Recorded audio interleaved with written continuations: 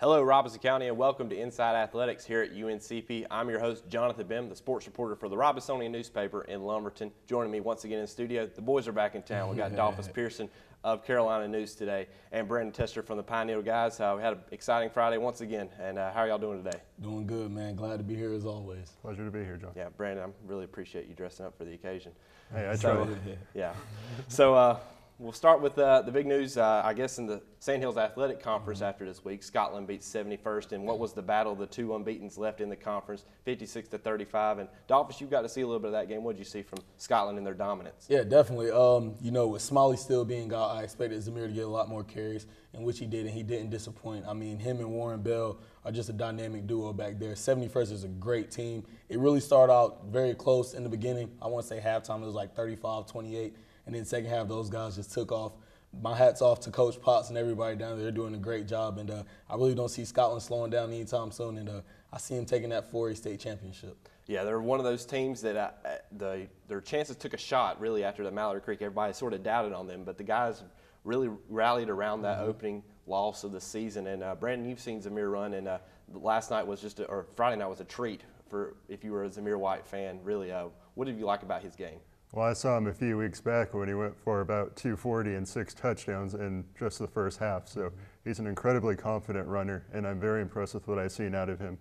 Yeah, the Georgia product is going, or the running back from Scotland is going to Georgia. And him and Warren Bell combined for 600 yards on the ground running. So that was really impressive. Dolphus, it was really, they just said 71st, here's what we're going to run, you can't stop us. Is that what it seemed like? Yeah, definitely, because, I mean, even when 71st begins stacking the box, between Warren Bell and Zeus, those guys are really, just breaking out these big runs. I remember one play vividly, they threw Zeus over into the slot, and, he just ran a go route, and, he looks like a receiver out there. It's really nothing that kid can't do. He returns kicks. And then, like I said, you have to give a lot of credit to Warren Bell. Stepped up to the plate. Smalley's a big piece of that team, despite the fact that he is Zeus's backup. And, he just, like I said, he just impressed. I was really blown away. I was kind of hurt that I had to leave the game as early as I did. But those guys put on a treat week in and week out. They have a great fan base out there. It was really loud in the stadium, everything like that. But, yeah, definitely, like I said, I don't see those guys really getting derailed by anybody. I'll probably say the only chance they will have of losing would be in a state championship to a team like Dudley and Greensboro or Wake Forest, Roosevelt, Raleigh, those small 4A schools. Really, but, yeah, besides that, they're pretty much smooth sailing, into the playoffs. Yeah, so basically that puts it's a big bolster to their case for 7th title in the Sandhills Athletic Conference. Now, Purnell Sweat, one of the teams that you went and seen after leaving Scotland. You should have probably stayed there at Scotland, but I was there as well as Purnell Sweat lost to Jack Britt 32-6, a game that we really thought, could be a real good shakeup in the middle of the Sandhills Athletic Conference, and it really didn't happen. It was really lopsided from the beginning, and it was key plays that really were the difference. Purnell Sweat right there into the first quarter goes for it on 4th and goal with the 3 and was stopped, and John Sherman told us he thought, well, the defense can stop him. He felt like they could stop him to that point. Well, Jack Britt answers, goes 99 yards. Yeah. So that was a really big play. And there were some other key plays. You only came into what, halftime? Yeah, halftime. I came in halftime and stayed for the duration of the game. Yeah. So, but we both said last week previewing this game that it was going to be the Glenn Young show. And there was no Glenn Young for Jack Britt due to disciplinary issues. But who came in really, it was about 5 or 10 guys that ran the ball. They ran jets, they ran power, they ran everything really against the Rams, and the Rams couldn't stop it. And they ran for over 250 yards as an offense. So that was really impressive to see from Jack Britt. And from the offense from Purnell, they seemed really in check that second half outside of maybe 1 or 2 drives, really. Yeah, definitely. I was expecting, a breakout performance from Chandler Brayboy. This is my first time, seeing him in person. And like you said, they were just really kept in check on all facets of the game. I was a little disappointed to see that Purnell couldn't get a little more leeway, seeing that such a big-time player like Glenn Young was sidelined for the whole game. And also something else that just really stuck out to me was just kind of like, disciplinary. It was one drive. Purnell had 4 unsportsmanlike in a row, 66 yards of free space just given on account of flags. That's unacceptable. I don't care who you are. I don't care what your record is. You go out there, you play the game with class and things of that nature. And then, just to see the jaw jacking that was going on out there, the times that, the refs just, had to call both teams coaches out there. You know, that's unacceptable. I was very disappointed by that. One of the few bright spots I will say, Luke Oxnard, I want to say, threw for 200 yards. Yeah, 201. 201. I mean, I talked to him after the game. He's a great kid. He was really poised. He took the whole loss on him. You know, he said it was my fault. I missed a lot of open throws, things like that. Me, on the other hand, I would say on the contrary, you know, it was a little more, but definitely, like I said, you know, Jack Britt, we considered that to be an upset game, possibly. Last week, we thought Purnell really had a good chance, but yeah, things just seem to go south. They're going south pretty quick and for the Sweat. Speaking of things going south, Purnell Sweat's playoff hopes really took a big hit there. It's going to be tough for them to even get a chance. I mean, they've got 71st coming up. They've got Lumberton Hoke, 2 winnable games, but they really needed to win 3 games, finish above 500 and have a chance. And so also, speaking of playoffs, I'm sounding like Jim Mora right now. Playoffs. But South Robinson beat East Columbus 44-6, and now the Mustangs are the first team in Robinson County to secure a playoff bid. They get the top seed in the Three Rivers Conference for the 1A. So now South Robinson coming off a big win. They played both the 1A teams. It's been, I think it's pretty much the similar score. It's been 40-something to 6. They're really the dominant class in that, and it comes from what Clay Jernigan said, playing those 2A teams. So Brandon, if you're a 1A team playing against these 2A teams week in, week out, when you get the breaks to play these little 1A teams like East Columbus and West Columbus, 2 teams that have about 15 players on each roster, that really helps out how you're able to play, right? Yeah, it definitely does. I mean, it's not something you can overlook in any way, but it definitely helps out to kind of get that break in there and kind of have an opportunity to excel a little bit. Yeah, and that's the one thing about the split 1A, 2A conferences. It allows there to be a conference champion of sorts, even though they don't really claim being a conference champion. South Robinson's going to finish in the middle of the pack, but they've really played well. Their running backs did well. Darius Brown had a couple rushing touchdowns. Darius Wright, probably one of the top leaders in rushing, and one of the guys that we are really considering for Offensive Player of the Year in the county, rushes for over 100 yards. Once again, he's over at least 700 yards right now in the last 5 games. So they've got a tough road ahead, though. I mean, they've got South Columbus, East Bladen, and Fairmont. You can't ask for a tougher 3 games, really. Maybe if you threw Whiteville in there. But they've got a tough road ahead for them. Speaking of Whiteville, Brandon, you went over to Legion Stadium. Got to see. That was a unique venue, wasn't it? Yeah, it was very unique, and it was a homecoming night, of course, so lots of energy in the crowd there.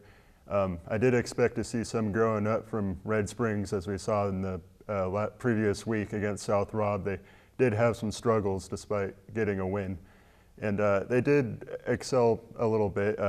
Obviously, they lost 36-20, so the score doesn't look that great, but I saw some improvements in their passing game with Denton McKeithen in there, threw a couple touchdowns. Coach Chess told me after the game that they weren't really focusing on the run game this week. It was all about the passing, and we definitely saw that. Yeah, Whiteville is a very dominant defensive team. They've held teams like East Bladen and some of the other teams in the conference virtually to nothing in the run game. So going with the passing route, I guess, really did work. I mean, to lose by 16 to Whiteville is a good building point for a young Red Springs team that has nothing but a bunch of sophomores. And speaking of sophomores, you can't find a better sophomore probably in Robinson County right now than Lee McLean. The running back for the Red Devils is now at 999 yards. So 1 yard against Fairmont, and he's over the 1,000-yard mark, and he'll be the first one there. But Red Springs, any other things that really stood out to you for Red Springs and the Red Devils, Brandon? Well, Whiteville's a very good team. You know, I expected it to be a challenge for Red Springs, and again, Coach Chess was very positive after the game. He really liked the effort that his guys gave. They weren't intimidated in any way. The score might, give you a different impression, but it was a very good effort. I was very impressed. Yeah. Red Springs will now travel to Fairmont this week, and Fairmont plays their second close game against one of the 2 top teams in the Three Rivers Conference this week against South Columbus, losing by a touchdown. They lost by a touchdown last week to East Bladen.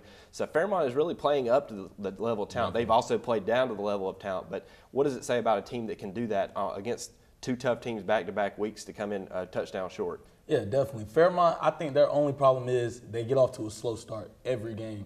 So once you kind of put yourself in that hole, it's kind of tough to fight out and get the win. Again, Jordan Waters, amazing prospect. I rave about him time and time again. He's going to be a big time guy next year. Derek Arnett, I know he's probably going to extend his playing career on the hardwood in college, but for him to have 4 touchdowns, like I said, it was another close game. I just feel like if they started off the way they finished, if they just played 4 full quarters of football, then a lot of these games will work out in their favor. Yeah, Derek Arnett with 4 4 total touchdowns, 3 passing, 1 rushing. There he goes. He had 2 interceptions, which is that's been the sort of the case for him. He's a first-year quarterback, so that's going to happen with time. Jordan Waters, you mentioned him with 123 yards receiving and 1 touchdown, and that's something that really challenged South Columbus' secondary. I mean, they hadn't seen the athletes, and nobody really has the athletes in the county like Fairmont on the outside. And so also with him, you also have been struck by Javon Waters. Yes. Javon Morris, Morris, so I don't know why I was wanting to cross up the last names, but both of them, they're about 6'2" guys, 6'3" guys. Electrifying, playmakers. They can go up for it. So Fairmont and Red Springs this week. It'll be an exciting one down at Hal S. Floyd Stadium. We've never seen the likes of what they're doing right now with these teams. 2 first-year coaches. It's been usually a experienced coach in the past going up an experienced coach. Now this will be something different for them. Will be an exciting game. You got any plans to go there, guys? I might have to put that one on my schedule. That's going to be a good one. That's going to be a tough one. 2 good teams, like I said, they have a lot to play for, and it'll be a good one. Definitely. Absolutely, yes. Yeah, Lumberton was the final team that we haven't mentioned yet from Robinson County. They lost on the road to Pinecrest, 34-27, and pretty much it was the Braylon Grice show once again. He had all the touchdowns for Lumberton. He had led them back in the 4th quarter. They were down by 3 touchdowns. They scored 2 touchdowns with his second one coming with 4:05 left, and it just wasn't enough. But him and Breeden have really struck up a nice connection. Dolphins, just real quickly, what have you seen from those two? And I mean, they went on a visit this week, didn't they? They went to Duke for the 2nd time this past weekend, and I mean, honestly,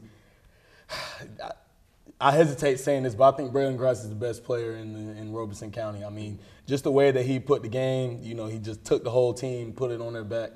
429 total yards, things like that. Quashad Breeden is going to be another intriguing prospect in the years to come. He's a little raw right now, but he's definitely has some potential. And like I said, those guys is tough, man. I think they're the best 2-6 team in North Carolina. Yeah, they are, and they've got it doesn't get any easier, as you said. They got Richmond and Scotland coming up, and now we'll get right into the power rankings to close the show as we get close to wrapping up. I mean, right now we've got a little bit of a shakeup. We got some nice arrows thanks to Professor Dollar here on the power rankings. South Robinson moves up from 3 to 1. I think when you're the only team in the week to win, I mean, I think you deserve the top spot. St. Paul's hangs around at 2. They hung around with East Bladen, and that was a close game for them. They lost by a touchdown. Noah Wheeler played really well for St. Paul's. Good game. Fairmont takes a bump up from 5 to 3. Red Springs, we're going to drop them down a little bit. The Red Devils with the red arrow there. A bad loss at Whiteville, and it looks like it's going to be a little tougher from here on out for them. Purnell Sweat seemed like it was just yesterday. They were 3-0 and at the top of the conference, or top of the rankings, and now they're down at 5. And Lumberton hangs around at 6 in the cellar of the power rankings. So like you said, they might be the best 2-6 team. And I think they are. I mean, they are really the most talented. They just haven't had the games to really show. They haven't put the quarters together. And so that's just how we're going to wrap things up for after week 9 actually, where they played 8 games as a total. And so one last reminder for everybody, the Broadcasting Education Association Student Club here at UNCP is hosting a share night at the Bojangles on West 3rd Street in Pembroke on Thursday, October 26th from 5 to 8, with 10% of the sales going to support the club. So why don't you go out and everybody have some Bojangles? I mean, everybody loves Bojangles, right? I just had some on the way over here, so I'll definitely be there. It's no cookout, but I think I'll take Bojangles, right, Brandon? Yeah, I have to agree with you there. Yeah, and so final wrap-up, guys. Who would you say would be the player of the week based on their performances this week? Well, I can't say Zamir again. Unfortunately, even though we know Zamir had the best performance out, I would definitely have to go with Darius Wright from South Rob. The kid has played exceptionally well all year. I got a chance to see him early in the season. They had a tough loss to St. Paul's, and the way those guys have bounced back, him, Darius Brown, I'd definitely give it to Darius Wright this week. Good job, young man. Yeah. And what about you, Brandon? Yeah, I'll have to go with Dolphins. Darius Wright's been very impressive. I've seen him a couple weeks in a row, and what he's capable of doing is very impressive out there. Yeah, I think Braylon Grice with his 4 touchdowns will be pretty good. We'll wrap up the show on that, guys. I appreciate y'all stopping by. Thanks to the crew here at UNCP for the show. I'm Jonathan Bim. Thanks for watching Inside Athletics.